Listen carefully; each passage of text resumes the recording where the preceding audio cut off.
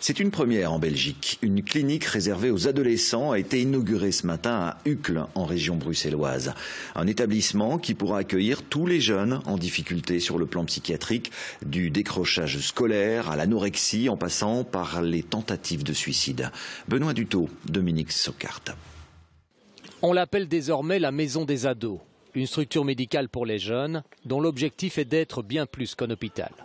C'est une maison qui va essayer de couvrir un large panel de situations qui va du questionnement, de la difficulté, de l'ado avec sa famille. Il pourra trouver ici un accueil, une permanence, mais c'est aussi pouvoir prendre en charge des situations beaucoup plus aiguës, des crises. Et dans ce cas, un séjour plus ou moins long est possible à la maison des ados. Une trentaine de chambres sont disponibles, mais tout est fait pour proposer un autre cadre que la structure hospitalière traditionnelle, souvent mal acceptée par les jeunes en souffrance. Le sport est ici bien présent. Il y a aussi le lycée thérapeutique qui permet d'éviter le décrochage scolaire.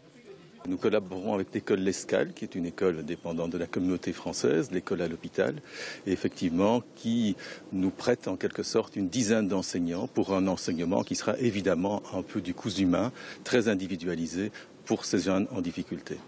Une structure bien nécessaire quand on sait que 15 à 20% des adolescents souffrent de troubles psychologiques ou comportementaux.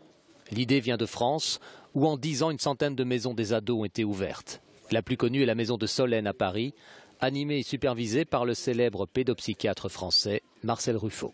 Bien sûr, ils disent non, mais après ils acceptent. Et finalement, par exemple, on n'a pas eu de fugue, on avait même imaginé nous faire une cabane à fugue dans le jardin quand ils partaient, mais elle ne servait à rien. Finalement, ils allaient de temps en temps s'amuser dans les cabanes. Vous voyez, non, ils sont finalement plus...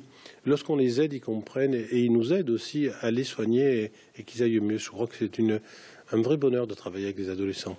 Fin de la visite par la Vétothèque, où les vêtements et la mode aident à lutter contre l'anorexie et la boulimie. Souvent, le traitement commence par une meilleure estime de soi.